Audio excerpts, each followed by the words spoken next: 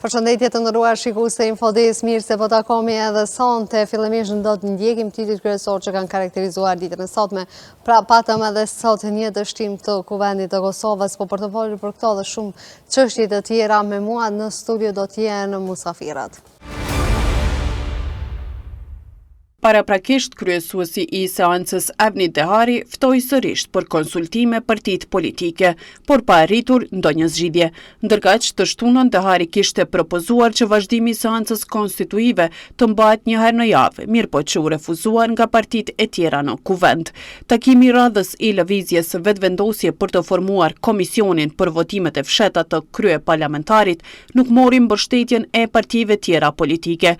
Seanca u ndërprer dhe vazhdimi i saj do të mbahet me 21 maj në orën 11. Pro votimit të komisionit për votim të fshet të kryekuvendarit, votuan 52 deputet dhe një vot kundër dhe asnjë abstenim. Në seancë ishin të pranishëm 106 deputet. Konstituimi i Kuvendit ka ngecur pasi lëvizja vetëvendosje në koalicion me Guxo dhe Alternativa nuk po arrin të sigurojnë 61 votat e nevojshme për të zgjedhur Albulina Agjiun kryetare të Kuvendit. Kryetari i Partisë Demokratike të Kosovës Memli Krasniqi ka thënë se lëvizja vetëvendosje nuk është e interesuar për zhbllokimin e krizës politike në vend. Pas dështimit për herë të 18 të konstituimit të Kuvendit, Krasniqi tha se legjislatura e 9 do të mund të konstituojë për 24 orë nëse lëvizja vetëvendosje tërhiqet nga kandidatura e Albulina Agjiut për këtë post. Megjithatë, ai ritheksoi pozicionin e tyre se nuk votojnë asnjë deputet të lëvizjes vetëvendosje që ka qenë pjesë e kabinetit qeveritar në 4 vitet e kaluara. Vetëvendosja nuk është e interesuar që të zhbllokojë situatën.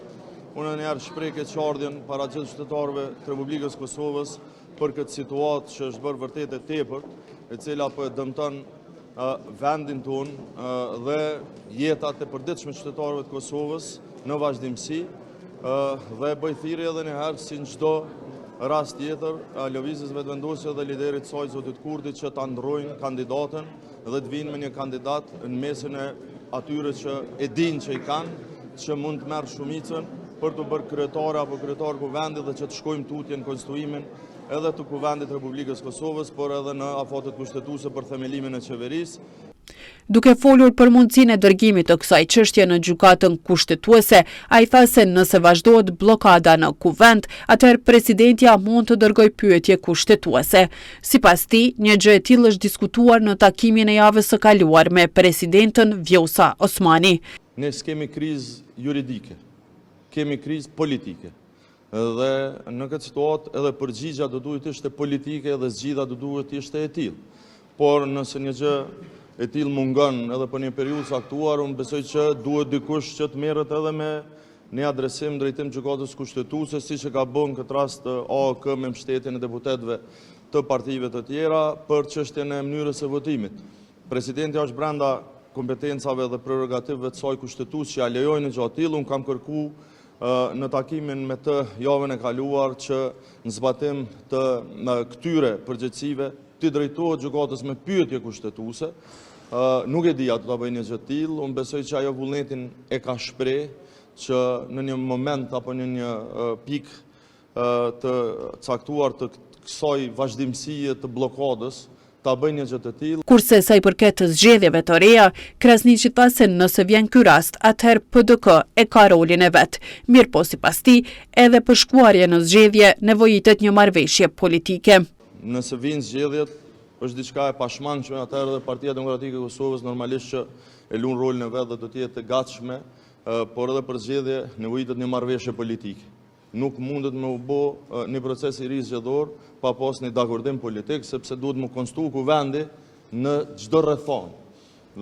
I pyetur për një diskutim mes Albulina Agjiut dhe deputetit të PDK-s Nejt Hasani pas dështimit të sotëm të konstituimit të Kuvendit, Krasniqi tha se asnjë deputet i PDK-s nuk lëviz nga qëndrimet partijake. Deputeti i Lidhjes Demokratike të Kosovës Alban Zokaj ka deklaruar se lëvizja vetëvendosje nuk ka qasje serioze dhe asnjë urgjencë për daljen nga kriza politike. Ai tha se lëvizja vetëvendosje si partia e parë në zgjedhje duhet të komunikojë edhe me partitë të tjera parlamentare për zgjidhjen e ngërçit në kuvend dhe konstituimin e legjislaturës së nëntë. Ne nuk po shohim që po ndryshim të rrethonave, besa nuk po shohim as qasje serioze për me ndryshu diçka. Si shrihet nuk ka kurfar urgjence, ne po vim këtu çdo 48 orë, është absurde. Unë kom quajtur një ditë edhe e turpshme, ju thon të drejtën, sepse kjo kështu para qytetarëve edhe neve po na bën me u ndi shumë keq. Ne kërkojmë qasje serioze në dalje. Këto komente Zogaj i bëri duke hyrë në objektin e kuvendit për vazhdimin e seancës konstituive në tentimin e 18 për konstituim. Deputeti i Aleancës për Ardhmërinë e Kosovës Timej Kadriaj bëri të ditur se sot do dorëzojnë komentet në gjykatën kushtetuese. Ditë më parë është kërkuar interpretim nga kushtetuesja lidhur me votimin e fshet, për çka partitë që deri më tani kanë qenë në opozit e kanë konsideruar antikushtetuese. Pas dështimit të 18 për konstituimin e kuvendit, Kadriaj tha se ky është skenari i njëjtë, teksa tha se e mira është veç të propozohet Albulina Agjiu për çmim Nobel. Po përsëritet skenari i njëjtë, ishte një kërkesë e kryesuesit të seancës që të konsultohemi, që seancat të mbahen çdo javë, normal që u refuzua nga të gjitha partitë, nga partitë opozitore, për shkak se është shkeli kushtetutës, se me kushtetutë thuhet që çdo 48 orë, andaj ne nuk e pranuam. E mira është s'po di vesh me propozu për çmim Nobel Albulina Agjive dhe pse çmimi Nobel është për të arriturat dhe sukseset në ndonjë fushë ose ndonjë lami, e tash me propozu veç për çmim Nobel për dështimet e njëpasnjëshme me plot seanca dhe vazhdimi i lëvizjes vetëvendose me të njëjtin kandidat. Tash po nisëm për në gjykatën kushtetuese, është afati i fundit për dërgimin e komenteve, kemi hartu edhe disa komente në përkrahje dhe në mbështetje të asaj që kemi dërguar dhe arsyetimin sepse duhet të trajtohet me seriozitet, ne tash po fillojmë me shku në gjykatën kushtetuese, tash do i dërgojmë, do i dorëzojmë dhe normal që dëshirojmë me u fuqizu kërkesa paraprake. Nën kryetari i Aleancës për Ardhmërinë e Kosovës Timej Kadriaj tha se sot do dorëzojnë komentet në kushtetuese. Deputeti i Aleancës për Ardhmërinë e Kosovës, Daud Haradinaj, ka ritheksuar se do të votojnë për kryetar të kuvendit nëse propozohet nga lëvizja vetëvendosje njëra nga 2 deputetët, Shqipe Selimi ose Saranda Bokujevci. Unë shpresoj që do të kemi kohë ta propozojmë kandidatën që ne jemi thirrur ta përshqipen për Bokujevcin, jemi të gatshëm ja udhë votën, e kemi ofruar në kuptimin edhe si opozitar këtë favor, mendoj që është mjaft. Ai parambajtjes së seancës së 18 për konstituimin e kuvendit tha se nëse lëvizja vetëvendosje ka qëndrime të njëjta, duhet vazhdohet skenari i dështimit të kuvendit. Deputeti i Partisë Demokratike të Kosovës Përparim Gruda ka akuzuar lëvizjen vetëvendosje se po mban peng themelimin e institucioneve të reja pas zgjedhjeve të nëntshkurtit. Ai duke hyrë në objektin e kuvendit të Kosovës ku pritet të vazhdoj për hir të 18 seanca konstituive për legjislaturën e nëntë, tha se edhe në seancën e sotme skenari pritet të jetë i njëjtë. Gruda ritheksoi pozicionin e PDK-s se nuk do të marrin pjesë në votim për formimin e komisionit verifikues për zgjedhjen me votim të fshehtë të kryetarit të kuvendit. Pretendon që ka fitu shumicën absolute dhe mendoj që i ka marrë peng institucionet e Kosovës. Ju e dini që kryeministri dhe ministrat janë në qeveri në mënyrë të kundërligjshme. Dhe tash duan që në mënyrë të kundërligjshme dhe kundërkushtetuese me mbajt peng edhe kuvendin e Kosovës. Kjo është një situatë komplet absurde ku partia që ka dalë para në zgjedhje ka vendosur që në kushtetut ky koncept të i qartë, thuhet kryetari i kuvendit zgjidhet. Nuk thuhet emërohet, thuhet për ministrat. Pra, kemi të bëjmë me konceptin e emërimit dhe zgjedhjes. Me pas qenë e përcaktuar që kryetari i kuvendit me automatizëm është i partisë fituese, në kushtetut ki shkruajt që shkruan për ministrat, emërohet kryetari i kuvendit nga partia fituese. Po thuhet zgjidhet, për sa kohë thuhet zgjidhet, nën kupton që do të marr votat edhe të tjerëve. Ne nuk votojmë nën diktat. Ai sqaroi edhe sipas tij konceptet kushtetuese për zgjedhjen e kryetarit të kuvendit. Sipas deputetit të PDK-s, me qenë e përcaktuar në kushtetut se kryetari i kuvendit i takon me automatizëm partisë fituese të zgjedhjeve, atëherë aty do duhej të shkruaj dhe emërohej kryeparlamentari e jo zgjidhet. Andaj sipas tij duhet marrë edhe votat e të tjerëve në kuvend. Autoriteti i konkurrencës së Kosovës ka nisur një hetim për monitorimin e tregut vendor, pas shqetësimeve të qytetarëve dhe raportimeve në media për rritje të çmimeve për produktet e shportës bazike, bukës, kafës dhe produkteve të tjera. Autoriteti tani po zhvillon një analizë të thelluar për mbi 20 produkte ushqimore në tregun e Kosovës për të identifikuar arsyet reale të rritjeve të çmimeve. Ushtruesi i detyrës së shefit të Departamentit të Analizës dhe Metodologjisë në AKK, Adrian Mustafa, thekson se një vëmendje të veçantë po i kushtohet sektorit të bukës dhe gastronomisë, ku çmimi i kafës ka shënuar rritje të konsiderueshme. Mustafa sqaron se nëse gjatë analizës identifikohen shkelje të ligjit për mbrojtjen e konkurrencës, autoriteti do të ndërmarrë masa ligjore në përputhje me kompetencat e tij. Për shkak të shqetësimeve ngritura nga qytetarët e Republikës Kosovës dhe raportimeve të shumta nëpër media, autoriteti ka intensifikuar aktivitetet e tij për monitorimin e tregjeve ku ka shqetësime. Aktualisht është duke u zhvilluar një analizë e thelluar e mbi 20 produkteve ushqimore, domethënë produkteve bazë ushqimore, për të analizuar edhe arsyet e ngritjes së çmimit të tyre. Gjithashtu në kuadër të shqetësimeve që i kemi pranuar, ka filluar edhe monitorimi i tregut të bukës. Domethënë autoriteti është në proces të mbledhjes së informatave për të vlerësuar nëse rritjet e çmimit të produkteve, domethënë në këtë rast të bukës, në këtë sektor janë të arsyetuara apo në kundërshtim me ligjin për mbrojtjen e konkurrencës. Në kuadër të kësaj përpos bukës, kemi filluar me monitorimin e tregut, domethënë është një monitorim edhe në sektorin, domethënë në produktin e kafës. Edhe te kafja kemi pas një shqetësim, domethënë sektorin e gastronomisë, me theks veçantë në rritjen e çmimit të kafës është në vëzhgim pe autoritetit. Inspektorët e autoritetit çdo ditë tani më janë në terren edhe janë duke zhvilluar në qytetet ndryshme intervista edhe janë duke zhvilluar, duke mbledh dhëna prej ndërmarrjeve për arsyet e ngritjes së këtyre çmimeve.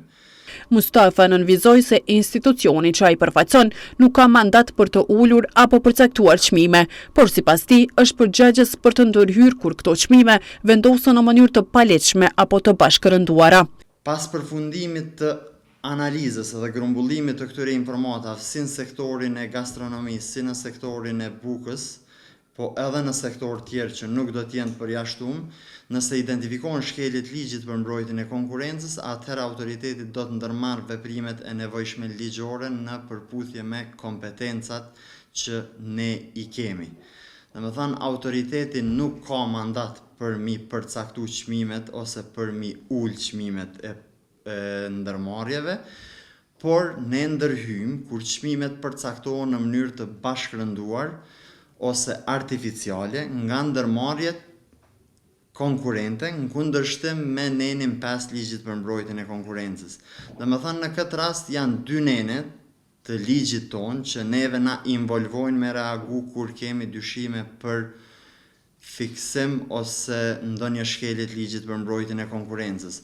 Është neni 5 i ligjit për mbrojtjen e konkurrencës që janë marrëveshjet e ndalume. I marrëveshjet ndalume është njëra nga format kur ndërmarrjet shkelin ligjin për mbrojtjen e konkurrencës, duke u dakordu me konkurrentët për me i fiksu çmimet, mi nda tregjet ose forma të ndryshme të marrëveshjeve ndalume.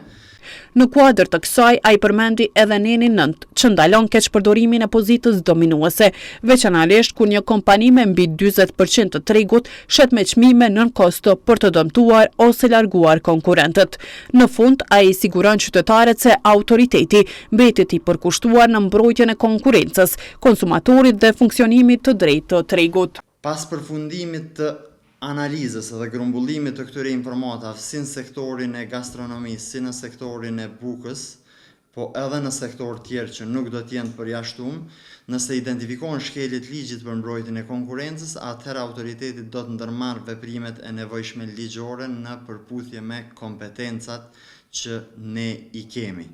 Domethënë, autoriteti nuk ka mandat për mi përcaktu çmimet ose për mi ul çmimet e ndërmarrjeve, por ne ndërhyjmë kur çmimet përcaktohen në mënyrë të bashkërënduar ose artificiale nga ndërmarrjet konkurrente në kundërshtim me nenin 5 ligjit për mbrojtjen e konkurrencës.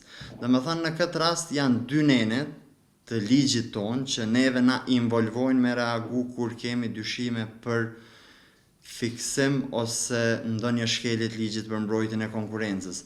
Është neni 5 i ligjit për mbrojtjen e konkurrencës që janë marrëveshjet e ndaluara. Marrëveshjet ndaluara është njëra nga format kur ndërmarrjet shkelin ligjin për mbrojtjen e konkurrencës, duke u dakordu me konkurrentët për me i fiksu çmimet, mi nda tregjet ose forma të ndryshme të marrëveshjeve ndaluara. Rritja prej 16.1% e çmimit të energjisë elektrike në Kosovë ka shkaktuar një valë të re të inflacionit, duke ndikuar në ngritje të çmimeve për produktet bazike të vendit. Ditë më parë raportoi se shtrejtimi i rrymës ka ndikuar në ngritjen e çmimeve për disa produkte esenciale, përfshirë produktet e bukës dhe kafës deri në 50%. 18 tentativa dhe 18 dështime pati Kuvendi i Kosovës. Edhe sot nuk ndryshoi asgjë nga herat e kaluara, me pak minuta u përmbyll seanca e Kuvendit të Kosovës pasi që përsëri nuk kaloi me votim të fshehtë zgjedhja e kryekuvendarës Kosovës, e cila është propozuar Albulina Agjiu për të 18 herë. Me mua në studio për të folur për këto çështje është Gjergj Dedaj, ish ambasadori i Kosovës. Zoti Dedaj, faleminderit shumë që gjete kohë që ti jesh pjesë e informimit. Ne pam edhe një dështim të sodit, pra nuk kaloi përsëri zonja Agjiu. Si po ju duket juve gjithë këto tentime? Thonë drejtën, to 4-5 vitet e fundit gati na konë shëndru në normalitet dështimet. Ishte kjo një dështim i radhës, me thonë një cirkus, një maskarad jo politike, jo demokratike dhe jo shtetërore. Është e vërtet se opinioni i Kosovës, në para se gjithashtë elektorati kosovar, ndjehet shumë i zhgënjur, partnerët tanë janë shumë zhgënjur, qytetarët e Kosovës, sepse nuk po ja arrim momentet ku bota po vlen, ka ndryshime radikale në planin e politika globale, që mos i përmeni, janë të njohura tashmë për opinionin, ndërsa ne sillemi sikur s'po ndodh asgjë askund. Domthonë në një normalitet ekstrem, në një papërgjegjësi, kisha pas me thonë, se ky jo normalitet ka kaluar në papërgjegjësi. Kjo është, domethënë, një dëm edhe për elektoratin dhe elektorati po të marrë në zgjedhjet së shpejti, po supozojmë, nuk besoj që do t'i përgjigjet thirrjes partive politike për dalë në zgjedhje, sepse nuk ka motiv, nuk ka arsye, nuk ka vullnet. Po ja vrasin vullnetin qytetarët e Kosovës. Po vazhdimisht po bëhet thirrje, zoti Dedaj, që të shkohet në zgjedhje, duke ditur se nuk po ka zgjedhje. Jo, në fakt, unë tani 35 vite s'kam bërë tjetër gjë, jam marrë me këtë çështje politike të Kosovës, për fat mirë se për fat keq, është zgjedhja ime, vetë kam dashur. Megjithatë, konsideroj se këtë lufta po bëhet për pozitën e presidentes. Domethënë, vendosje si një parti kam studiu thellë doktrinën e saj, sjelljet e saj.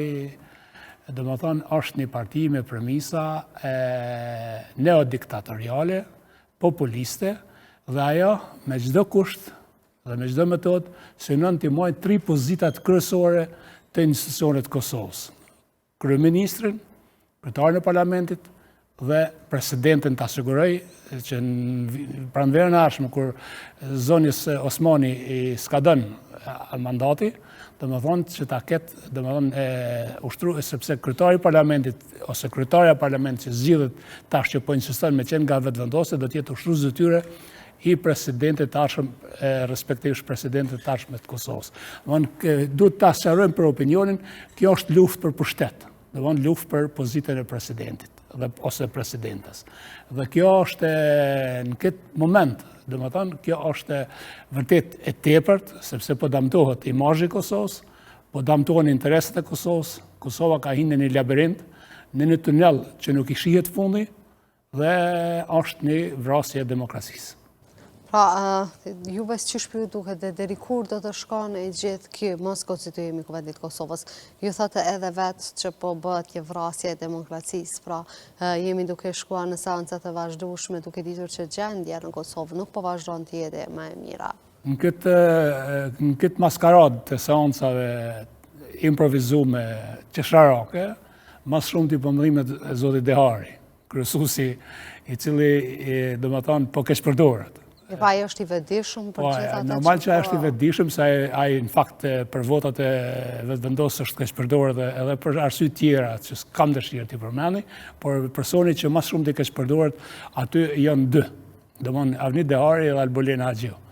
Po ti isha në pozitën e Albolena Haxhiut për hir të institucionit shtetëror, domthon për me zhblloku ngërçin politik, nuk kisha pranu më të jem kandidate për kryetarët Kuvendit dhe kisha hap rrugë, domethënë sepse opozita nuk e ka obligim me votu një kandidat që propozon pushteti aktual në ikje. Domethënë, sepse ju po shihni se kryeministri Kurti, ish kryeministri, tash po do të më thonë edhe kryeministri sepse ai po mban me zor, ka uzurpu zyrën e kryeministrit, pozitën e kryeministrit, asetet me ato truproje, domethënë që po më gjason në liderin e Koreas Veriut, domethënë edhe ai don me qenë edhe kryeministër, edhe deputet, nuk e di me mujt edhe president ish bo, këtë pozitat i kishë thejq vetë, domethënë dhe kjo me shndru Kosovën në një monarki, në një diktaturë klasike, dhe une si themelus, si liberal-demokraci, si liberal-demokrati dhe promotori vlerave evropiane të demokracisë, domethënë kushdo që tjetë, kesh kupton dikush se në kam diçka personale me Albin Kurtin. Absolutisht me asë njërën për politikanëve nuk kam personale. Sikur ata të punonin mirë dhe të ofronin zgjidhje problemeve të Kosovës. Unë kisha fol krejtësisht ndryshe. I kisha admiru dhe i kisha respektu dhe i kisha përshëndet. Mirë për kur shoh çfarë domi janë duke i bërë Kosovës. Domethënë në planin e mbrëmshëm, domethënë mos flasim tash për ngritjen e çmimeve, për situatën energjetike, domethënë për korrupsionin, për nivelin e ulët të mediave, në arsim, në shëndetësi, krejt si janë një katalog dështimesh kësaj qeverisë në ikje, domethënë atëherë patjetër se duhet me qenë kritik kushdo që të jetë kryeministër dhe kushdo që të jetë në pushtet. Domethënë vetëvendosja ka dështu me i majtë premtimet që i ka dhënë në vitin 2021.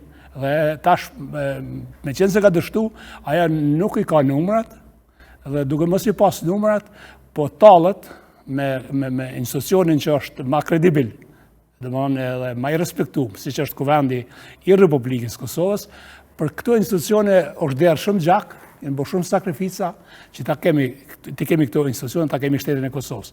Dikush nështë që si ka bo këto sakrifica, edhe se ka dhënë asnjë pikë gjak, më në thamë asnjë pikë djers, e tash ullet në ullësit e Kuvendit Kosovës, sa nuk e ka ndjesin e rëndësisë të institucionit shtetë fërmus, institucionit shtetë ndërtues, të institucionit legislativ, që është Kuvendi i Kosovës, dhe talët dhe sillet me shumë pa përgjegjësi. Zotit Dida i mirë, po ne parë në takimin që patën me presidentës, pra u pa që nuk sjellin ndonjë rezultat, me qenë se edhe sot e kemi ndonjë dështim mirë, pa pritni që gjykata kushtetuese do ta jap fjalën e saj. Shqipëria, unë jam shumë pesimist sa i përket rolit zonës Osmani në këtë temë, sepse aja nuk ka, më thonë, mbështetje politike, është zhveshur nga mbështetja politike, aja ka ardhur përmes vetëvendosjes, domethënë dihet si që e damtoi atëherë në vitin 2021, LDK-n, edhe kalojnë vetëvendosje, aja sjeli Kurtin për shtet, Kurti e sjeli atë në pozitën e presidentes, dhe tash aja është peng i këtyre relacioneve, dhe nuk shoh që aja mundet me bo edhe me ofru ndonjë një zgjidhje. Edhe kushtetuta nuk ja mundson që aja me ofru, se kjo është çështje ekskluzive e institucionit që është Kuvendi i Kosovës, i deputetëve, edhe i partive parlamentare. Mirë po, edhe gjykata kushtetuese mund të jep ndaj koment ose ndaj sugjerim, mirë po edhe gjykata kushtetuese nuk mund të deputetëve dhe grupe parlamentare t'ja imponoj mënyrën e votimit, sepse drejta votës është instrumenti vetëm i demokracisë dhe është drejtë ekskluzive e çdo deputeti individual, por edhe grupe parlamentare. Mirë po, ka mundur të reflektoj ndoshta me tubimet që ka mund t'i ketë edhe më herët, të mos shkojmë deri në seancën e të 18 dhe të ketë një thirrje për presidentes, duke ditur se roli i saj mund të kesh qenë unifikues, mos t'i kesh pas ato pozitat që ti përmende më herët, që ka qenë në LDK, mandej edhe në vetëvendosje, por a besoni që do t'jetë kandidate edhe për një post? Osmani nuk e ka luajtur rolin obligativ kushtetues të figurës unifikuese, në fakt e ka bërë të kundërtën. Aja ka qenë figura më përqarëse në skenën politike të Kosovës, fatkeqësisht, domethënë, dhe nuk ka ofruar një krimin e një atmosferë dhe një klime të unitetit politik të partive politike, por edhe qytetarëve të Kosovës, përkundrazi aja ka bërë të kundërtën. Tash sfundmi ka fillu tash me kuptu, domethënë se ka gabu, edhe po mundohet, mu përvijë edhe mu ka cavjerë komunët për me mujtë me sigurue edhe një mandat, por kjo është krejtësisht e pamundur, sepse nuk ka bazë partijake, nuk ka mbështetje partijake, nuk ka parti politike, dhe me qenë se presidentin e zgjedh Kuvendi nuk shkot në zgjedhje drejt për drejta për këtë pozitë, atëherë duhet me pas detyrimisht mbështetje partijake, siç e ka pas në 2021 vetëvendosin. Tash nuk e ka më atë mbështetje dhe ajo duhet nga dalet ta kuptoj dhe të përgatitet për me bëni tranzicion dhe edhe një kandidati edhe kandidate tjetër e që do t'jetë në tardhmen domethënë në pranverën e ardhshme president ose presidenti e Republikës Kosovës. Miko, përmendet që nuk e ka më përkrajen e lëvizjes dhe vendosjes, sa do të penalizoj zonjën Osmani kjo mos përkraje nga ana e vetëvendosjes? Ajo kurse ki i penalizum, domethënë s'ki mbështetje tash, domethënë nuk e ka më mbështetjen e vetëvendosjes, nuk duhet ta ketë. Sepse ajo, nëse dikush e ka damtu dhe shkatru LDK-n, atë ka bërë Vjosa Osmani. Nëse mund të flasim për damtimin e një subjekti politik. Dhe tash nuk e ka as mbështetjen e vetëvendosjes. Lista Guxhaja është një listë irrelevante, nuk qënë pesh, edhe aty më duket nuk e ka, domethënë, edhe pse ata listë është vetëm listë formale që për më mujtë disa individ, arrit disa qëllimet veta personale, kështu që ajo është e zhveshur prej mbështetjes politike. Domethënë, edhe si e tilla ajo nuk ka më kredibilitet, as nuk ka legjitimitet, madje as legalitet. Dhe si e tilla ajo nuk mundet me afru unifikim dhe zgjidhje të këtij ngërçi politik. Mirë po zotëri Dela, ne pam edhe një përfaqësim të zonjës Osmani në samitin i cili është mbajtur në Tiranë. Si po ju duket pjesëmarrja e zonjës Osmani atje, me qenë se ishte e mangët pse nuk patëm një kryeministër të vendit i cili do të na përfaqësonte atje në mesin e liderëve botëror, një arritje goxha e madhe për Tiranën, me qenë se arriti të grumbulloj atë shumë politikan nga e gjithë bota. Takimi i 16 majit në Tiranë ishte një takim bravuros, një takim me shumë dignitet, domethënë një pjesëmarrje që nuk mahet mend në ballkonin perëndimor, që për herë të parë në samit i tillë, samiti 6 u majt në kryeqytetin e Shqipërisë në Tiranë, që ishte një fitore dhe një sukses, më me thonë spektakolar i qeverisë shqiptare, i kryeministit Rama, por edhe një mesazh i qartë, sepse aty zbarkuan bi 47 liderët, 47 shteteve të vendeve të ndryshme, kryeministra, kryetar parlamenti, kryetari i Këshillit të Evropës, sekretari i NATO-s, presidentja e Komisionit Evropian, kryeministra, kancelar, president, domethënë ishte niveli më i lartë i përfaqësimit, domethënë për momentin atë ditë Tirana ishte kryeqytet botëror i politikës dhe diplomacisë, që duhet na gëzoj gjithëve, domethënë. Aty normalisht se protokolli ka përfshi dhe Kosovën, që është mirë ka përfshi dhe Kosovën, aty nuk është pa domethënë kur faroli s'ka luajtë Kosova, sepse atë summit domethënë ajo bën për një mesazh tjetër, për me fol për çështjet e sigurisë, për problemet mes Ukrainës dhe Rusisë, problemet e sigurisë në Ballkanin Perëndimor, problemet ekonomike, problemet e trive, për migrimin e gjitha ato tema që janë probleme globale, politika globale. Domethënë, presidenti Osmani më shumë po shoh që ajo tash i ka ndez motorat për me kanë gjithkund, edhe mirë po, domethënë tash edhe është vonë, por nuk ka arrit, domethënë, që ta kryej misionin e saj të shefes diplomacisë, se presidentja me kushtetutë është e para diplomacisë Kosovës, sepse ne kemi dështuar në njohjet e reja të Kosovës, në njohjet nga 5 vendet e Bashkimit Evropian, kemi dështuar në antarësimin në Këshillin e Evropës, domethënë nuk kemi asnjë rezultat në procesin e antarësimit dhe të njohjeve të reja. Kjo është dështim, ky dështim i adresohet kryekput ekskluziv, domethënë Vjosa Osmanit. Edhe pati porosi. Si? Pati porosi edhe nga samiti edhe për Kosovën, Kaja Kallasa se do ta vizitoj Kosovën. Ajo është një njoftim, Kallas normalisht që duhet ta vizitoj Kosovën. Domthon Kaja Kallas ish kryeministri i Estonisë, domthon edhe duhet sa më shpejt, domthon të vinë Kosovë për të bërë trysni, për ta zgjidhur ngërçin politik, sepse ne tash na duhet një mbështetje e faktorëve ndërkombëtar, para së gjitha Shtetet Bashkuara të Amerikës, institucionet e Bashkimit Evropian, që të bëjnë trysni te partitë parlamentare të Kosovës, që të zgjidhet ngërçi politik dhe tesit përpara. Domethënë nuk mund të kërkosh me majt peng për interesa personale, ego të smuara, karrieriste, fatin e Kosovës. Kosova duhet me ecë tutje, duhet me rikonsolidu partneritetin me Shtetet Bashkuara të Amerikës dhe Bashkimin Evropian dhe NATO-n, sepse gjanat janë ngashkojnë shumë shpejt e Kosova është duke ecur shumë ngadale, ose më thonë se është në gjumin e arrit. Nuk i intereson, se nuk i intereson çka po ndodh rreth nesh. Po zotëri Deta ju thatë se do të vinë Kosovë për të folur për çështjet e mëdha, mirë pa ajo do të vijë specifikisht të flasë për çështjen e dialogut. Me kënd duhet bisedohet, me qenë se nuk kemi institucione. Për çështja e dialogut nuk mund të jetë në tërez seriozisht për pa u zgjidh institucion të reja të Kosovës.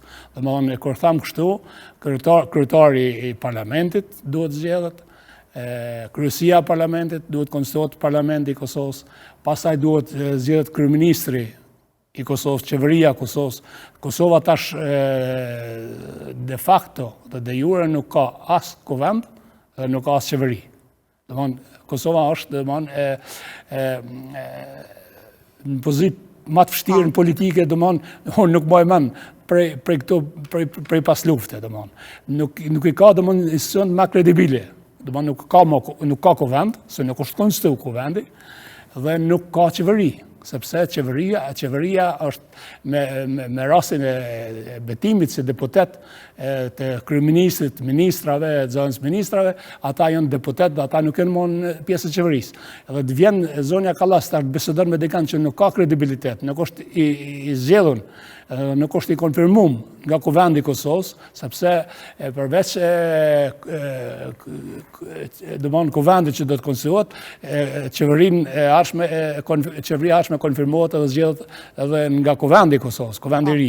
Nëse nuk e kemi domon as kuvendin, as qeverinë, atë nuk e di çka ka më fol, sepse Albin Kurti edhe Glauk Konjusa, që nuk është më kryetar kuvendi, nuk kanë mandat, domethënë për të biseduar, nuk kanë mandatin, se mandati fitohet në kuvendin e Kosovës. Nuk kanë mandat me bisedu me zonën Kallas për hapat e ardhshëm të Kosovës. Për çështje mjaft të rëndësishme siç është edhe dialogu i vendit.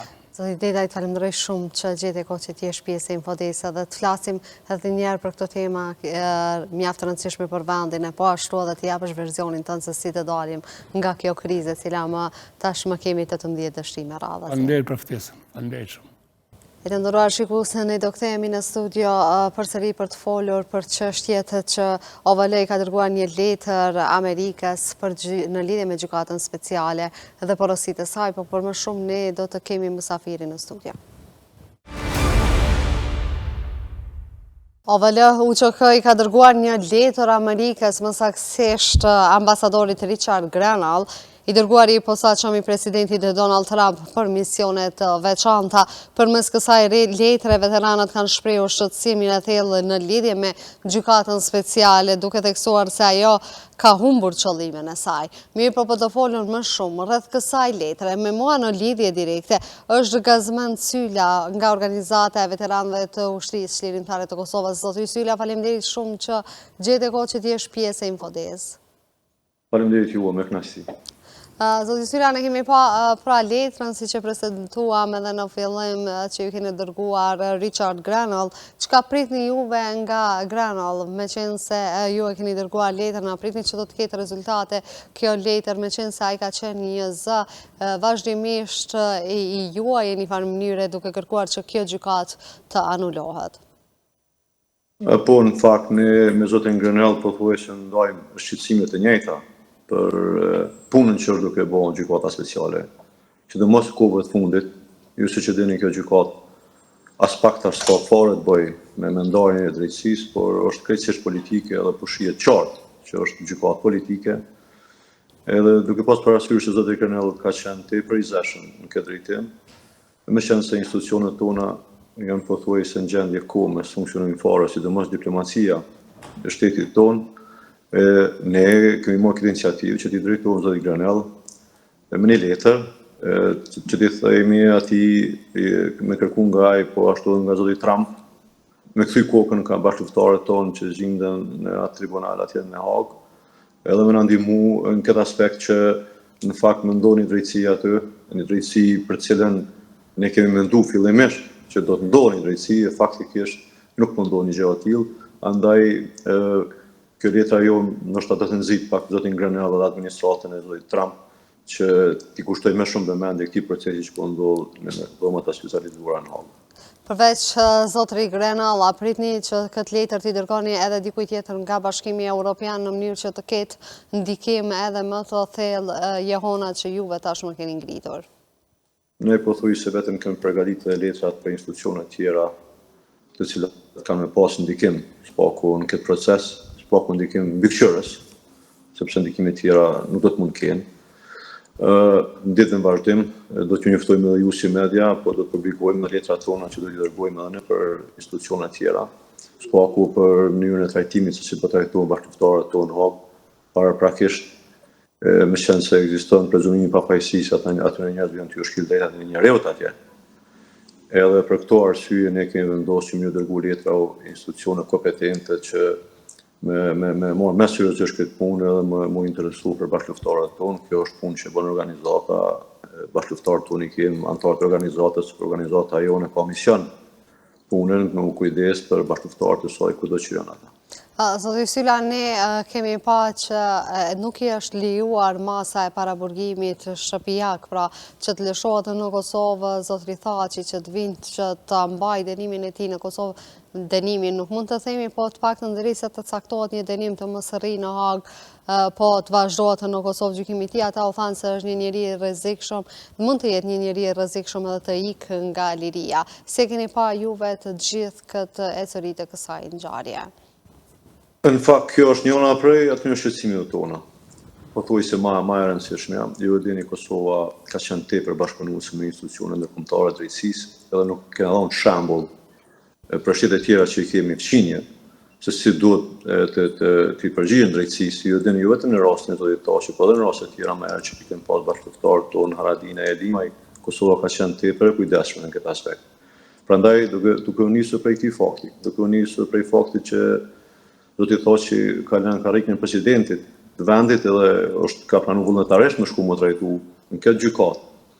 edhe pasi që prokuria nëse prokuria o thirë ma herët se mund të ketë ndikim tek dëshmitaret, nëse lejohet të t'i thashë që mu kthy edhe manaj deri në familjen e vetë, deri në një vendim të gjykatës.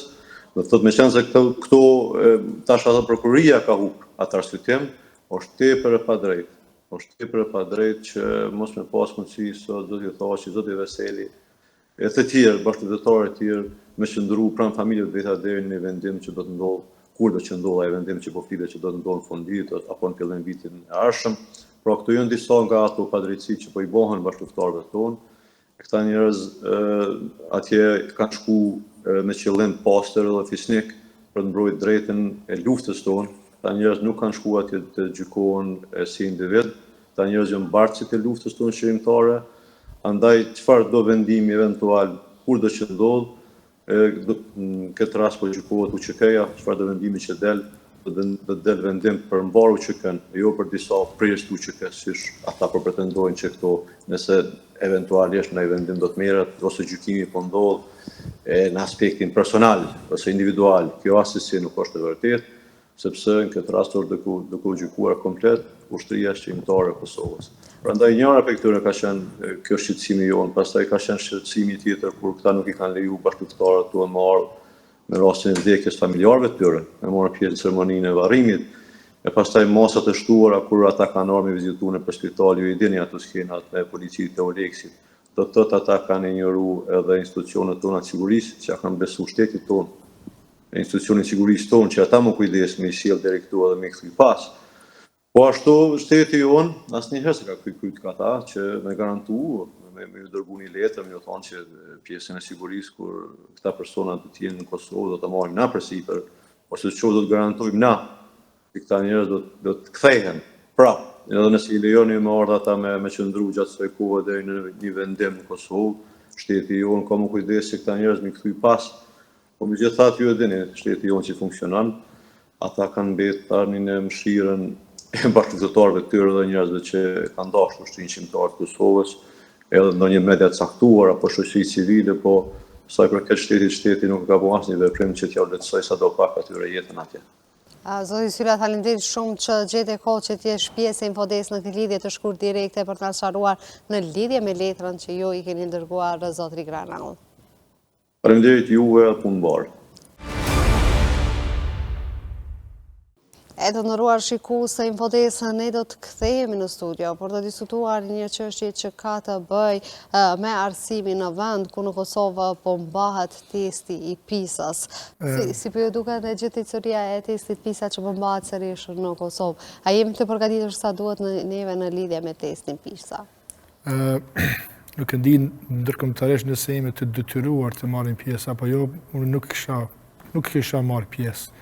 Nëse s'ishim detyruar me ndonjë lesht ndërkombëtar, për faktin që PISA nuk është ndonjë përcaktues i asaj se ku është Kosova në nivelin e arsimit. Për faktin se aty bëhet përzgjedhja e rëndant, me një datë muaj vit caktuar, edhe nxënësit mund të jenë të shumëllojshëm, që është e mirë deri diku, sepse aty shihet një pasqyrë më e përgjithshme, më e vërtetë, më reale e atyre që duan të nxënë dije, mirë po ne fatkeqësisht nuk jemi të përgatitur në nivel ndërkombëtar për një pjesëmarrje në siç është PISA, në një institucion që vlerëson shkrim leximin, vlerëson matematikën dhe shkencën në një nivel ndërkombëtar. Domthonë që nga viti 2000 kur është themeluar PISA, kemi 32 shtete që kanë marrë pjesë, tash i kemi rreth 90 e disa. Radhitja jonë ka fundi aty nuk është problematike. Pse nuk është problematike? Për faktin se kuadrët që mësimdhënësit i nxjerrin çdo vit, cilësia që ne nxjerrim çdo vit, sa do e vogël qoftë, është rezultati i punës, është fryti i punës, është fryti asaj që mësimdhënësit bëjnë çdo ditë me nxënësit. Me ata që dashtën, s'dashtën, ditën s'ditën ta vlerësojnë rëndësinë e dijes, ne jemi me ta e bëjmë këtë pjesë çdo ditë me ta. Arsye pse ne them që nuk duhet të marrim pjesë, ne përveç nëse jemi të detyruar, është se ne nuk jemi të përgatitur mendërisht tek ajo pjesë që të jemi të ndërgjegjshëm dhe të përgjegjshëm se përfaqësojmë vendin tonë, përfaqësojmë kombin tonë, përfaqësojmë shtetin tonë. kjo ngritja vetdijes na mungon në një mënyrë më të përgjithshme, në një mënyrë kolektive. Për faktin se ne jemi mësu fatkeqësisht me pas vetëm pasoja. Kur nuk kemi pasoja, lirojmë vetëm prej detyrimeve dhe përgjegjësive. Ne nuk kemi këtu për të dëshmu se jemi ose se kemi me pas pasoja nëse dalim keq. Jo, për faktin se nxënësit duhet me u frymëzu, nxënësit duhet me u mbush me atë ndjenjen e të qenit të ndërgjegjshëm dhe të përgjegjshëm, se edhe po nuk patë pasojë individuale, ke pasojë në nivel të përmasave më të mëdha, në nivel kombëtar, ndërkombëtar dhe shtetëror. Domethënë ne si shoqëri shumë etnike, kështu me thonë edhe pse shumicën jemi shqiptar mbi 95%, fatkeqësisht etiketohemi vetëm ne pjesa shumicë nga ajo që japim si rezultat. Ndoshta ishdash ashtu më konë, po ne fillimisht duhet me i përgadit mësimdhënësit, ne mësimdhënësit duhet me u përgadit nga instancat më të larta shtetërore, për të qenit të ndërgjegjshëm e të përgjegjshëm, jo që nuk jemi, por me u ngrit vetdia jone edhe më shumë. Pastaj të njëjtën gjë ne duhet ta përcjellim në nivel vendi tek nxënësit tanë. Unë këtë e bëj tek shkollat ku jam mësim. Në shkollën time në Ismail Qemali Prishtinë, tek klasët ku jam mësim, madje edhe tek klasët tjera ju flas, i nxjerr si motivoj që të jenë të kujdesshëm, të jenë të vëmendshëm, të japin maksimumi, sepse ata janë pasyra jo vetëm e shkollës, jo vetëm e kryeqytetit, por edhe e mbar Kosovës në nivel kombëtar dhe ndërkombëtar. Një çështje që më intereson neve, sa rriten fëmijët me atë dashuri në Kosovë? Apo na mungon neve kjo pjesa e frymëzimit të fëmijëve që të kenë atë dashuri, meqense duke pasur respekt për vendin dhe të kenë dashuri për vendin, atëherë besoj se do të kishim rezultate edhe më të mira. Unë jam i njohur si një mësimdhënës i cili nuk ngopet kur, nuk kënaqet kur me rezultatet e fëmijëve, dhe nuk jam i vetëm këtë drejtim, se cili mësimdhënës e ka këtë barë, e ka këtë breng, e ka këtë shqetësim edhe do që nxënësit arrijnë ngratat sa më të larta shkencore. Mirë po niveli prapë po themi vetdijes ka rënë jashtëzakonisht shumë. Kuptimi se dikur kishim robërinë, edhe ëndër kishim lirinë dhe bënim gjithçka për lirinë. Donim vendin më shumë, donim atë më shumë, donim kombin më shumë, donim lirinë më shumë. Tash kur kemi lirinë, sikur ka rënë ajo dashuria për shtet, ajo dashuria për këmbë, ajo dashuria për atë dhej. Dhe kjo po na kushton. Domethënë kjo ngritje, kjo rënje vetdijes ka gjeneratat e pas luftës është për me u shqetësu, është për me u bë marak. Edhe duhet me bëu diçka në nivel mbar kombëtar shqiptar, jo vetëm me u mundu me majt, po me u mundu me ngrit këtë vetdijen, sepse nuk përfundon gjithçka me përfundimin e klasës 5, në klasës 9 ose klasës 3 shkollë fillore studimeve, jo sepse jeta vazhdon derisa ka dhënë Zoti ymër. Domethënë, ne duhet jemi të ndërgjegjshëm dhe të përgjegjshëm për veten tonë, edhe për ato që përfaqësojmë është kombi jonë shqiptar, është shteti jonë i Kosovës në nivel kombëtar e ndërkombëtar. Nëse neve na mungon kjo, ose ky vetdisim, nëse në mungon ky nivel i vetdisimit tonë që është shumë për të dëshiruar, atëherë kemi me i pas pasojat siç i kemi edhe në nivel kombëtar, në nivel ndërkombëtar. Domthonë nuk jemi të kënaqshëm. Nuk jemi të kënaqshëm për faktin se ne nuk duam sasi, duam cilësi. Ma mirë është pak e cilësisë sa sasi po pa të hyrë punë. As neve këtu ose me shku jashtë me punu punëtor krau, kjo nuk e kënaq, as një prind nuk e kënaq, as një mësimdhënës. Arsyeja po them prapë pse ne dështojmë në testin PISA se fëmijët janë mësuar gabimisht kur nuk kanë pasoja me u konë më pak ose fare heq të ndërgjegjshëm e të përgjegjshëm. A kemi me marrë certifikat në fund, a kemi me ndëshku në fund nëse dalë minus e keq? Jo. Po punë e madhe. Po jo, nuk është pyetje individualizmi, pyetje është shoqëria, pyetje është kolektivi. Nuk dhe më thonë që nëse unë nuk ndëshkohem personalisht, mos me interesu që Kosova radhitet ka fundi. Jo, duhet më bo marak, duhet më shqetësu, duhet më konë ngalje e madhe kjo punë. Edhe gjithë secili prej nesh, gjithë secili prej mësimdhënësve, duhet me përcjell frymen e të qenit të ndërgjegjshëm dhe të përgjegjshëm tek fëmijët. Po kjo niset prej shtëpisë. Më së pari, detyrat e shtëpisë duhet mi kry prind, pastaj detyrat e shkollës duhet mi kry mësuesit, tana detyrat e shtëpisë dhe klasës në testin PISA me i kry fëmijët bashkë. Nëse ky tregon që nuk funksionon si duhet, atëherë kemi me pas rezultatet që i kemi. Fëmijët duhet me u rrit, duhet me u vetëdijsu, se të qenit të ndërgjegjshëm dhe të përgjegjshëm veç sa ndihmon në formësimin e tyre. Jo, s'kam përgjegjësi, s'kam detyra edhe me shkruan tekst ose në test aty me dhon përgjigje të gabuara, me dhon përgjigje jo të mira, me dhon përgjigje jo të drejta, me dhon madje jo s'fare përgjigje hiç, por me shkruaj diçka që nuk shkruhet në tekst, edhe testi pastaj më e marr si përgjigje negative. Atmosferat edhe seriozisht puna e testit. Një çështje që më shqetëson jashtëzakonisht shumë është çështja e leximit. Shkrim leximi është një prej kushteve që duhet me kalu nxënësit e përfshirë në PISA. Që jashtëzakonisht keq kemi dalë edhe në këtë pjesë, pra. Po kemi dalë se ne, unë e përdori shpesh thënjën e të ndjerit Adim Demaçi, që thotë që lexuesi shqiptar librin që ta merr në dorë, më pari e këshyra i ka 100 më shumë faqe ajo. Si ti ke 100 më shumë faqe nuk e lexon. Domthon librat tonë duhet më konë deri në 99 faqe. Kriter, pra që domthon kriter që me lexu librin është më shqetësu kjo fakt. Domthon ndjeri ka bazu këtë pjesë dikun, se ne paragjykojmë edhe gjykojmë librin nga kopertina, jo nga ajo që ka brenda. Dhe prej këtu nis dështimi. Domthon ne në testin PISA nuk shkojmë me marr pjesë që me dhon më të mirën e mundshme, me dhon më të madhen e mundshme, me dhon rezultat. Me dhon rezultat të kënaqshëm, me dhon fryte, me dal faqebardh dhe krenar për atë rezultatit PISA-s, po veshtojmë hajtë se na ka rënë çështë më shku, na kanë përgjithë se si shku, ndoshta si shku as me marr pjesë në testin PISA, që është në numër jo i vogël i atyre që thonë vallahi veç po duhet se nuk kish më marr pjesë hiç. Domthon ky vetëdijse duhet me mbjell tek fëmijët prej shtëpisë, prej shkollës, pastaj ata me dhon rezultatin që ne e presim. Megjithatë prapë po them që renditja ka fundin, nuk është me u bë marak, nuk është me u shqetësu shumë, që ne nuk kishim dashur rezultat. Po ata fëmijë ndoshta nuk janë vetvetje 100% sa janë në shkollë, që e kanë atë, prapë po them nuk i dashur me pas atë frikën, po i dashur me pas atë vullnetin që në fundit jo me dhon rezultat pse kanë me marrë certifikat në fund për mundësi shkollë mesme, po se janë të interesuar paraprakisht për dije, pastaj para certifikatën dhe notat që përmban ajo. E kjo pjesë neve na mungon. Të testi PISA na mungon, prandaj edhe janë këto rezultate as pak të duhura, as pak të dashura, por që bashkarisht duhet të bëjmë gjithçka që është mundur gjithsesi cili prej nesh që këta fëmijë pjesëmarrës me ngrit jashtëzakonisht lart vetëdijen e të qenit të ndërgjegjshëm dhe të përgjegjshëm. Kur ne shkojmë me marrë pjesë kudo koft, edhe në testin PISA se mbrapa nesh qëndron emri i Kosovës, mbrapa nesh qëndron i miliona shqiptarëve, kudo që jetojnë atëre, kemi më pas rezultatet besoj më të larta dhe më të pritura dhe më të duhura. Profesor, mirë po tani vlerësimet në bazë të shkollave mund të jenë të dukshme, pra dihet se cila shkollë ka këtë rezultat apo shkolla tjetër ka rezultat. A mund të jetë kjo një mënyrë që të klasifikohen ato shkollat të cilat do të punojnë më shumë në ngritjen e nivelit të arsimit në vend? Për shembull, shkolla ku ju punoni, nëse ka një rezultat më të ulët, të fokusohet më shumë ministria që të ketë më shumë mbështetje në mënyrë që të ngritet cilësia e arsimit. E mora shembull shkollën tuaj në mënyrë që të jemi më konkret. Shkolla jonë, përveç që ka numrin e madh të nxënësve, nga 3000 kemi rënë në 2900. Hapet shifër e madhe. Hapet shifër e madhe.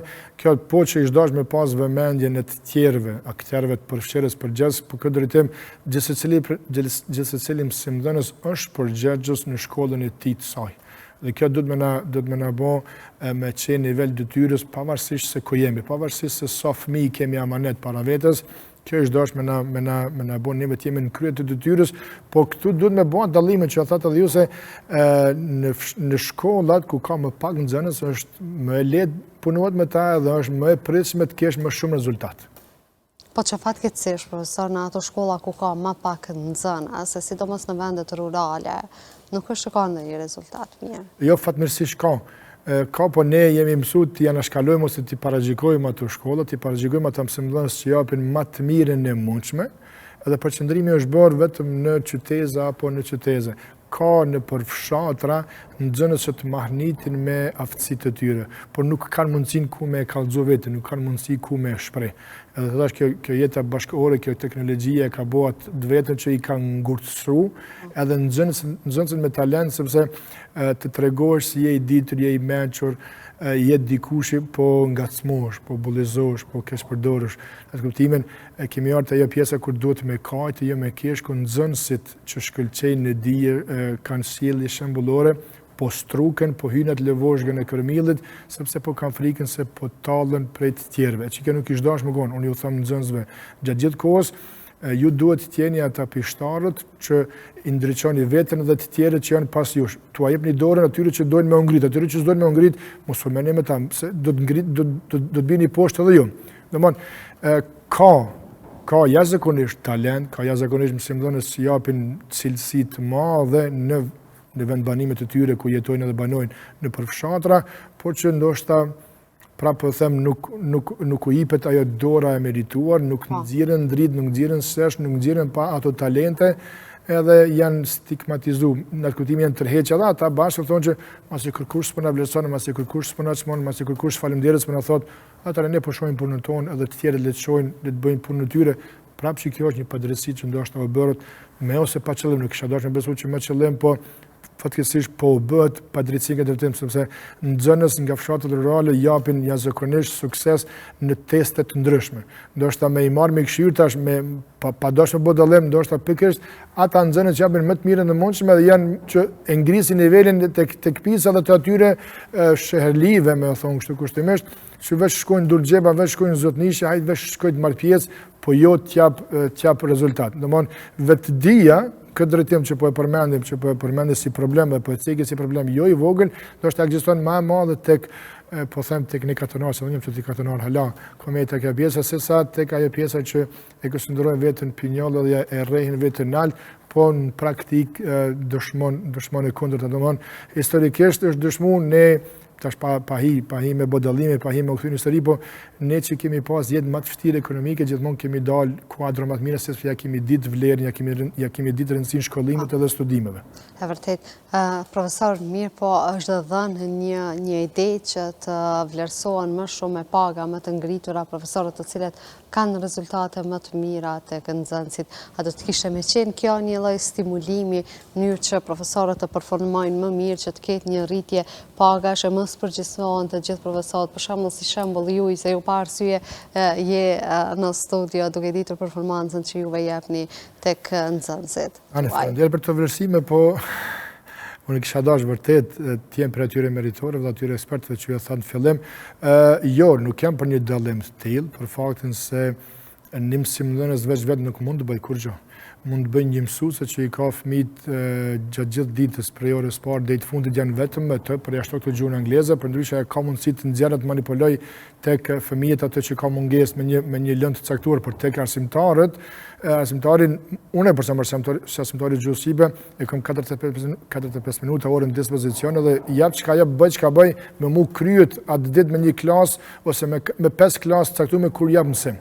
Tash nuk do të thonë që mësimdhënësi me unë ndëshku ose me unë ngrit me rrogën, se ka dhonë ose se ka dhonë diçka. Mirë është me u marë me ta nëse nuk jep diçka, por nëse jep diçka, stimulimi kishte me qenë, pse jo dhe me ngritje rrogë, por ngritja rrogës do duhet të ishte në nivel vendi, në që gjithmonë e thëmë që nuk ka çmim, nuk ka rrogë, nuk ka mira materiale që kish me pagu mundjen edhe dijen një mësimdhënësi, ati që jep dije, sepse dijet që vlera e mësimdhënësit është nuk ka mundësi të paguhet, por se pagesa e më mirë ose shpagimi më mirë është rezultati i fëmijëve. Suksesi i tyre është ajo kënaqësia që neve na jep për te rrogës që e marrim, për te atyre përfitimeve tjera që nuk kemi përfitime tjera, po suksesi i ynë është tek suksesi që të regojnë fëmijët. Domthon kjo është mënyra më e mirë e mundshme neve me na pagu dhe me na shpagu.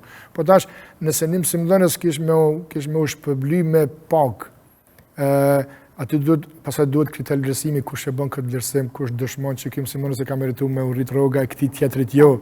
Domthon nisin ato mospajtimet, nisin ato çarjet, nisin ato përçarjet, unë po jap gjithçka, se nuk kish me pas mësimdhënës, kish me thonë jo, nëse po bëj kur gjë dhe po rri me çet parë që e kam, me një tjera çka betegojnë, sa nxënës kish me ngel pastaj me një lëndë ose me një fushë caktuar. Domos se di sa më me thonë, sa jam kompetent me thonë, por nuk jam për një vlerësim të tillë të mësimdhënësve, për faktin se gjithë secili për ne është mjaftueshëm, gjithmonë qëndroj të ajo i ndërgjetshëm dhe i përgjetshëm për misionet që ka mbi supe. Domthon pa e dash për te normales profesionin e mësuesit, sot sidomos ditëve të sotit nuk mundesh me ushtru detyrën e mësimdhënësit, të cili do nivel qoftë. Mos të harrojmë, meritat më të mëdha të mundshme të fëmijëve i kanë mësuesit. Ne, pastaj, unë për klasës 6 deri 9, tjetërin në klasën e 11 deri në 13, pastaj studentët veç shkojnë duke u përgatitur, e kanë secili më lehtë. Punën më të vështirë me fëmijët e kanë mësuesën përgjithësi. Ato kanë më mësu ABC-n. Ato përveç pjesës së dijes kanë më marrë edhe me kulturë edhe me edukat, që është ngarkesë për neve. E them vazhdimisht edhe qëndrojmë as asaj që procesi edukativ arsimor është proces edukativ arsimor, po është i ndarë edukata, misjellja, kultura në shtëpi, dijet e unë në shkollë. Unë nëse s'jam përgjagjse për fëmijët e mi që i kam shkollë, për misjellje, kulturë, edukatë. Atëherë çka mund me thonë një kolegi imi, kur i kam marrë me gjysmën e orës me fëmijën tim, me fëmijë të tjerë, çka ka mund me thonë ose çka mund me thonë ai mësimdhënës për 10-15 minuta në maksimum 20 minuta që i bie në dispozicion për me dhonë dije. Kur ne fëmijët tanë nuk i kemi nivel detyre, kur fëmiu nuk dëgjon, kur fëmiu nuk është interesuar për me marrë dije, kur fëmiu është i përgjumur në klasë, ka luajë gjithë natën një lojë të caktuar. Nuk është kontrolluar nga prindërit. Domthonë, ne fillimisht kemi probleme me prindërimin, pastaj çalojmë te këtë pjesa tjetër. Unë si mësimdhënës çka mund me i dhon fëmijës tonë konkretisht ose fëmijë tjetër kur ai fëmijë flan në klasë. Me plot kuptimin e fjalës flan se gjithë natën ka nejt me një lojë caktuar diku me në internet kafe ose edhe në shtëpi, po duke luajtur online me shokët kush e di ku. Domthonë ai veç vjen në shkollë me i kry 6 orë mësim, pa marrë kur gjë me veti, pa përgatit kur gjë edhe mu më dhem kjo pjesë. Së fëmijëve u them vazhdimisht, nëse jo nuk vini në shkollë, sot me çu diçka që nuk i pas dje me çu të shtëpia dhe më përgatit për nesërmen, pasha Zotin është humbje e kohës, është humbje e dhimbshme e kohës, sepse koha gjithçka nëse mund të kthehet, koha nuk kthehet. Domthonë koha nuk na e fal. Nëse ne sot nuk përgatitemi për jetën, nëse ne sot nuk e shohim mësimdhënësin në sy me respekt, me vlerësim, me nder, të e çmu pjesën e tij, nëse ne nuk ja këshyrim gojën çka po thot mësuesi për neve, siç unë kam parë dikur vlerën e mësuesit, kemi me pas problem. Kemi me pas problem theksuar. Ka rrugë kështu katë shumë nxënësit, kjo mënyra se çysh sillen ata. A mendoni që vetë koha i ka bërë ata më egoist duke ditur çastin e tyre në teknologji që ndikon jashtëzakonisht shumë? Apo mënyra se si prindrit i edukojnë ata fëmijë? Unë probleme gjithmonë e lë tek prindrit. Po, ky trendi ndërkombëtar që po kemi botën në dorë tonë, edhe po e keshmërdorim pastaj se me që me marrë informacion, me që me marrë të dhënë të dobeshme për jetën tonë, ne pastaj po him dhe po lundrojmë dhe po jesim duke lundru, edhe në fund kur po lodhemi, po shkojmë po flem, edhe nuk po arrim kur gjë, nuk po marrim, nuk po përfitojmë kur gjë për jetës, se sikur të përfitorim diçka për jetës, sikur të mësonim diçka që kish me na hyn punë nesër, ajo është shumë e kënaqshme, është shumë e pëlqyeshme. Unë fajin gjithmonë e lë tek prindrit. Nisem gjithmonë nga vetvetja, nga ajo që tham pak më përpara, se nëse fëmijët e mi dhe nëse fëmijët e tu dhe nëse fëmijët tanë nuk shkojnë esull në shkollë, nuk shkojnë të pushushëm, nuk shkojnë të qetë, nuk shkojnë pa ngarkesa, nuk shkojnë me qëllim me marrë dije, nuk shkojnë me qëllim me u përgatit për jetën, nuk shkojnë me qëllim me u formsu për jetën, atër kemi me pas probleme që i kemi sot, kemi me pas rezultate që i kemi sot. Fëmijët tanë, fatkeqësisht, kanë me u rritë, me atë frymën që kanë me shku me punëtor krahun në Evropë, edhe që kam duhet mu shkolla. Jo më të duhet shkolla, po pa shkollë as punëtor ndërtimtarie s'të marrin. Se ti duhesh me ditë mos me prishat materialin, duhesh mos me thyb bishtin e lopatës ose mos me dëmtu makinerinë se shefit çet punës ose çti me pagu. Domthonë, kjo pjesë e vetëdijsimit është e dhimbshme. Vërtet është e dhimbshme sepse neve po na mungon prej shtëpisë. Ne gabimisht po vazhdojmë me jetu me atë pjesën që hajt se është e shtetit. Po ky shtet i kujt është i yni. Këtë shtet e kemi bërë me gjak, e kemi bërë me mund, e kemi bërë me sakrificë. Edhe këtë shtet e ndërtojmë, unë t'ju dhon diçka prej pagës time, ty t'ju dhon prej pagës tënde, ai tjetri prej pagës vet, domethënë gjithë secili për çdo dëm që ja bëjmë shoqërisë tonë, për çdo dëm që ja bëjmë kombit tonë, për çdo dëm që ja bëjmë shtetit tonë e paguajmë vet. E paguajmë me mos sukses, e paguajmë me ekonomi të dobët. Se në vend që me investu në televizorat mençëm, me investu në teknologji në shkollë, edhe mos me i prish ato, po me investu pastaj në diçka tjetër, në kompjuterin e prishmi, laptopin e prishmi, televizorin e mençëm që kushton 2500 euro e prishmi, sa na mungon vetëdia, që kjo është e jona. Domethënë çu shërojmë shpejt do të më rujt edhe më shumë në shkollë, shërojmë shpejt do të më rujt edhe më shumë si të dalësh prej pragut të shtëpisë. Domethënë kjo kulturë, kjo vetëdije duhet me mbjell të gjithë secili për nesh, gjithmonë duke e pas parasysh faktin se të qeni të ndërgjegjshëm edhe të përgjegjshëm veç sa na bën më të mirë, jo e kundërta. Sigurisht, profesor, më faleminderit shumë që gjete kohë që t'jesh pjesë Infodesa. Ndam të gjitha këto informacione edhe në lidhje me gjendjen e arsim, po ashtu falem edhe për testin PISA. Kënaësia ime unë gjithmonë pres reflektim prej prindërve, pres reflektim prej mësimdhënësve, më shumë të pres reflektim prej fëmijëve, që bashkërisht me përmirësu këtë gjendjen tonë, sa do pak që është e mundur. Që t'jemi në hapa me votën, pra. Paktën ka e mire, ka normale, jo ka trendet negative. Ka trendet negative. Pra, me ma në studio ishte Shpëtim Hyseni, profesori cili na poli për gjitha këto qështet me arsimit, të ndëruar shikues të Infodesk, ju faleminderit shumë që gjetet kohë që t'jemi sërish të bashkë e neve do të shihemi nesër në po të njëjtën kohë.